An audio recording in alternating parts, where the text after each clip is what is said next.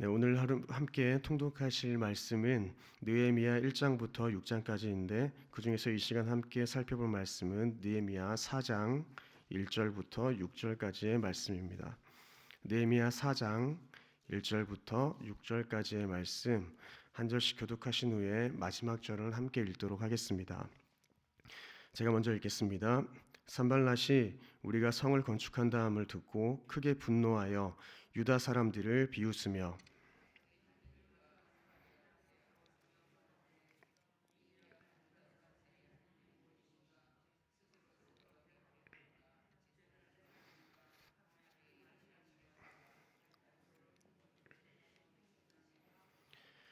암몬 사람 도비아는 곁에 있다가 이르되 그들이 건축하는 돌 성벽은 여우가 올라가도 곧 무너지리라 하더라.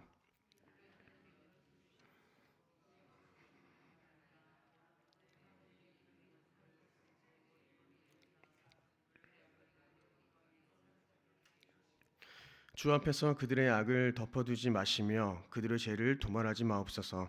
그들이 건축하는 자 앞에서 주를 노하시게 하였음이니이다 하고, 이에 우리가 성을 건축하여 전부가 연결되고 높이가 절반에 이르렀으니 이는 백성이 마음들여 일을 하였음이니라. 아멘.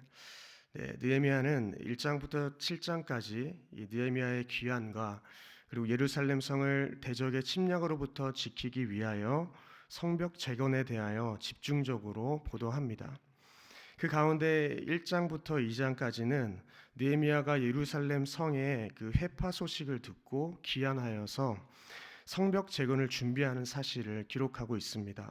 그리고 3장에서는 성벽 재건의 과정을 구체적으로 기록하기에 앞서서 이 성벽 재건 공사의 그 공로자들의 그러한 명단과 그리고 담당한 공사 구역을 이렇게 기술하고 있습니다. 사실 이렇게 참여한 자들의 명단을 언급하는 데에는 의미가 있습니다. 느헤미야 홀로 이 성벽을 재건하는 것이 아님을 잘 보여주고 있습니다. 사실 이 사실을 통하여서 저희들도 교회를 지어나가고 또 교회를 이루어 갈 때에 나 홀로의 헌신과 노력으로 교회가 세워지는 것이 아님을 저희는 확인할 수 있는 것입니다. 이와 같이 많은 이들의 헌신과 노력으로 교회가 세워지는 것이죠. 이러한 내용 뒤에 오늘 본문은 느헤미야가 예루살렘 성벽의 중건 계획을 발표하자 이 산발랏이 이 예루살렘 성벽을 다시 쌓아 올리고 있다는 이 말을 듣고 노발대발하면서 유다인을 비방하는 내용, 조롱하는 내용이 바로 오늘 본문입니다. 그들은 심하게 훼손된 성벽을 재건하는 일이 쉽지 않고 또 당시 이 유다인들은 심히 미약한 형편에 있었다는 것이기에 아마 그들의 형편을 보면서 비웃고 조롱했을 것입니다. 그런데 본문을 보니까 분노했다고도 기록하고 있는데 왜 그들은 분노했을까요? 아마도 그들은 이 느헤미야가 왕의 합법적인 허락을 받았다 할지라도 산발랏으로서는 자신의 영향력의 축소를 자시할 수 없었을 것입니다. 그래서 그들은 그들을 조롱하면서 비웃고 그러한 행위를 통하여서 이 예루살렘 성벽이 지어지지 않기를 아마 바랬을 것입니다. 자신은 예루살렘과 유다 지역에 지속적으로 영향력을 발휘하기를 바랬을 텐데 이 예루살렘 성벽이 완공된 후에 자신의 통치권이 더욱더 위축될 것을 염려한 것이죠. 그래서 조롱하여서 예루살렘 성벽의 재건을 방해하면서 그 사람들의 심리적으로 위축되도록 만들고 있는 것입니다. 2절에서는 계속 1절에서 조롱했던 것처럼 조롱하는 것을 구체적으로 하고 있습니다. 그리고 3절에서는 옆에 있던 암몬 사람 도비아도 이 조롱에 합세하는 모습을 보입니다. 3절에 보시면 암몬 사람 도비아는 곁에 있다가 이르되 그들이 건축하는 돌 성벽은 여우가 올라가도 곧 무너지리라 하더라 라고 기록합니다. 이 표현은 어떻습니까? 조롱의 끝입니다. 어떻게 성벽이 여우 한 마리가 올라간다고 무너지겠습니까? 일반적으로 성벽은 적의 장기간의 공격도 방어할 수 있도록 아주 두껍게 지어지는데 너희의 성벽은 여우 한 마리가 올라가도 무너질 것이다 라고 조롱하고 있는 것이죠. 느헤미야를 이렇게 조롱받고 멸시당할 때 어떤 반응을 보였느냐라고 우리가 생각해 볼 때 저에게 참 은혜가 됩니다. 느헤미야가 이러한 조롱과 멸시 속에서 기도로 나아갔다는 것입니다. 4절에 우리 하나님이여 들으시옵소서 우리가 업신여김을 당하나이다. 원하건대 그들이 욕하는 것을 자기들의 머리에 돌리사 노략거리가 되어 이방에 사로잡히게 하시고, 이렇게 4절 5절에 사실 약간은 저주와도 같은 그러한 기도를 올리고 있는 것을 확인할 수가 있습니다. 느헤미야는 대적들의 비난과 조롱 앞에서 약해지지 않고 먼저 하나님께 간절히 기도하고 있습니다. 여기서 나오는 우리 하나님이라는 표현은 사실 조금 독특한 표현입니다. 4절과 9절 그리고 20절에 3번이나 반복하고 있습니다. 이는 언약 관계에서 하나님이 이스라엘의 주인이시고 보호자 되시고 참 구원자 되신다는 것을 잘 나타내 보여지는 표현입니다. 사실 저희들도 나의 하나님, 우리 하나님이라는 그 고백을 우리의 삶 가운데 많이 부르면서 나의 하나님, 우리의 하나님, 우리를 구원하소서라는 기도가 이어져야 하는 줄 믿습니다. 그리고 이러한 우리 믿음의 대상에게 우리 하나님이라고 고백한 뒤에 들으시옵소서라고 강력하게 요청하고 있습니다. 단순히 듣는 것을 넘어서서 경청을 요구하고 있는 것입니다. 느헤미야는 당시 상황이 너무나 다급했기 때문에 하나님께 간구할 때에 직접적인 명령형을 사용하면서 기도에 꼭 응답하여 달라고 경청을 요구하며 간절히 기도하고 있다는 것입니다. 근데 느헤미야의 이 기도는 성경의 가르침과 저희가 보면 조금 달라 보일 수도 있습니다. 뭔가 원수를 향하여서 보복하고 저주하는 느낌을 저희가 지울 수 없기 때문에 그렇습니다. 성경에서는 원수를 사랑하고 그들을 위해서 어떻게 하라고 이야기합니까? 복을 빌라라고 그렇게 기록합니다. 근데 느헤미야의 기도는 그 기도와는 다르게 저주하고 오히려 더 비방하는 모습으로 보여질 수가 있는 것이죠. 그런데 내용을 더 자세히 본다면 느헤미야의 기도가 개인의 사사로운 감정에서 비롯된 것이 아님을 알 수 있습니다. 느헤미야가 저주하고 정죄했던 대상은 하나님의 공의의 실현과 하나님 나라의 확장을 방해하는 그 세력임을 보게 되는 것이죠. 따라서 이들에 대해 하나님의 심판을 간구하는 것은 하나님의 공의의 측면에서 바라볼 문제이다라는 것입니다. 요약하면 이 느헤미야의 기도의 핵심은 보복과 저주가 아니라 하나님의 영광인 것입니다. 이 사건을 통하여서, 이 기도를 통하여서 하나님의 영광이 나타나기를 원하는 것이지 그 상대편에게 보복과 저주를 하려고 기도하는 것이 아니라는 것입니다. 하나님의 계획과 목적을 방해하는 세력에 대한 이 기도는 그러니 합당한 기도이다라고 저희가 할 수 있습니다. 그런데 중요한 것은 이 느헤미야가 산발랏과 도비아의 조롱에 대해서 직접 대응하는 것이 아니라 하나님께 나아갔다는 그 사실이 정말 중요해 보입니다. 참으로 우리도 그래야 할 것입니다. 우리는 하나님께서 공의로 심판하실 것을 간구해야지 내 힘으로 감정적으로 어떠한 사건과 그 환경에 대해서 우리가 대응하려고 해서는 안 된다는 것입니다. 우리가 하나님께 기도할 때 우리의 기도를 들으시고 우리를 대신하여 갚아주실 것을 믿고 주님께 나아가야 한다는 것입니다.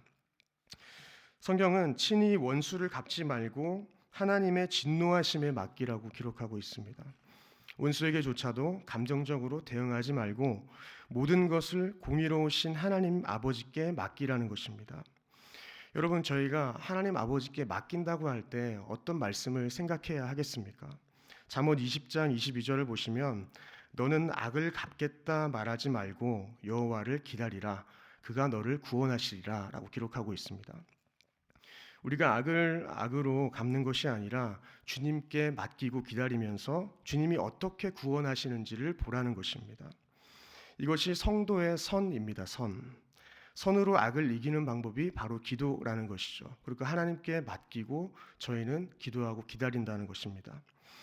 본문의 마지막 6절에서 예루살렘 성벽 공사가 많이 진행되었음을 확인할 수 있습니다. 모든 성벽의 둘레가 하나로 연결되고 성벽의 높이도 절반가량 쌓아 올렸던 것 같습니다. 모든 성벽의 둘레가 하나로 연결되면서 또한 성벽의 높이도 절반가량 올라갔음을 보게 되는데 대적자들의 방해가 있음에도 불구하고 이 예루살렘 성 중건 공사는 큰 어려움 겪지 않고 진척됨을 보게 됩니다. 이 일은 어떻게 가능했습니까? 저희가 마지막 구절에서 확인할 수 있습니다. 백성이 마음을 모아서 열심히 일하였다라는 것입니다. 마음을 모았다는 것은 억지로 하지 않았다는 것입니다.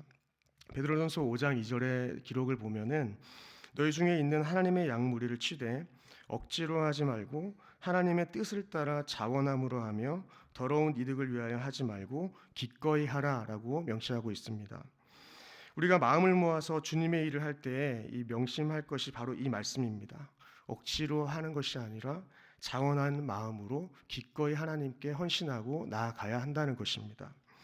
마치 도살장에 끌려가는 동물과 같이 마지못해서 따르는 삶이 아니라 자원하는 마음으로 기꺼이 하나님 앞에 순종하여야 한다는 것입니다. 그것이 예물을 드리는 것이든 삶의 순종의 영역이든 모두 그러해야 한다는 것입니다. 사랑하는 성도 여러분, 저희가 하나님의 일을 할 때에 조롱과 비웃음 또한 분노의 말을 들을 때가 있습니다.